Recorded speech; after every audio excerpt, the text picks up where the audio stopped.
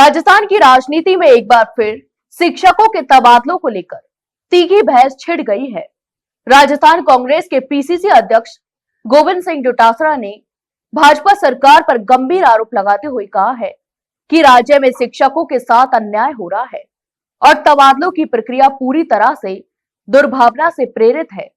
दरअसल उन्होंने social media पर दिए गए अपने बयान में न सिर्फ तबादला नीति पर सवाल उठाए बल्कि सरकार की कार्यशैली को तानाशाही करार दिया।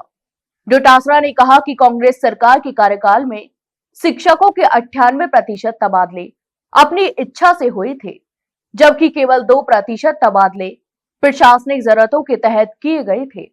इसके उलट मौजूदा भाजपा सरकार में हालात बिल्कुल विपरीत हैं। उनके अनुसार आज सिर्फ 1% तबादले स्वेच्छा से हो रहे हैं, जबकि 99% तबादले प्रशासनिक दबाव और दुर्भावना के आधार पर किए जा रहे हैं। उन्होंने इसे लोकतांत्रिक मूल्यों के खिलाफ बताया। डोटासरा ने कहा कि शिक्षक समाज को दिशा देने वाले होते हैं।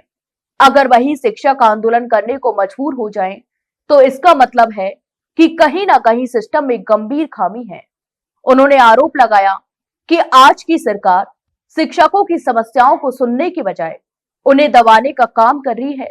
यह स्थिति बेहद चिंताजनक है और इससे शिक्षा व्यवस्था पर एक नकारात्मक असर भी पड़ रहा है। कांग्रेस नेता ने शिक्षा मंत्री पर निशाना साधते हुए कहा कि उन्हें शिक्षा से जुड़े मुद्दों पर एक गंभीरता से बात करनी चाहिए, लेकिन दुर्भाग्य से वे गैर जरूरी हैं और अनर्गल बयानबाजी में ज्यादा व्यस्त नजर आते हैं। तो वहीं पूर्व शिक्षा मंत्री ने कहा कि सरकार का यह रवैया शिक्षकों के सम्मान और उनकी गरिमा के खिलाफ है। उन्होंने आगे कहा कि आने वाली सरकार कांग्रेस की होगी और तब शिक्षकों के साथ हो रहे इस अन्याय को पूरी तरह से समाप्त किया जाएगा। डोटासरा ने भरोसा दिलाया कि कांग्रेस की सरकार बनने पर एक भी थर्ड ग्रेड शिक्षक बाहर नहीं रहेगा। हर शिक्षक अपने घर आएगा।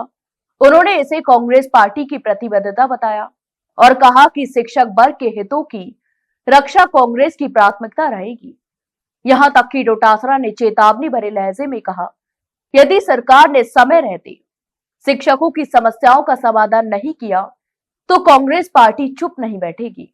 उन्होंने स्पष्ट किया कि कांग्रेस सदन से लेकर सड़क तक शिक्षकों के संघर्ष में उनके साथ खड़ी रहेगी। उनका कहना था कि यह लड़ाई सिर्फ तबादलों की नहीं बल्कि शिक्षा, सम्मान और लोकतंत्र की रक्षा की लड़ाई भी है। इस बयान के बाद राज्य की सियासत में हलचल तेज हो गई है। शिक्षक संगठनों में भी नई उम्मीद देखने को मिल रही है। अब सबकी निगाहें इस बात पर टिकी हुई हैं कि भाजपा सरकार इन आरोपों पर क्या कुछ प्रतिक्रिया देती है।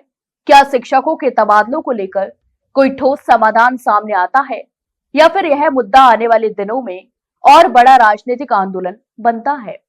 तो आपकी इस पूरे मामले पर क्या राय है, हमें कमेंट बॉक्स में कमेंट करके जरूर बताएं और वहीं वीडियो को लाइक और शेयर जरूर करें और हाँ, चैनल को सब्सक्राइब करना ना भूलें। फिलहाल के लिए इतना ही। जल्द मिलते हैं नई जानकारी के साथ, तब तक के लिए नमस्कार।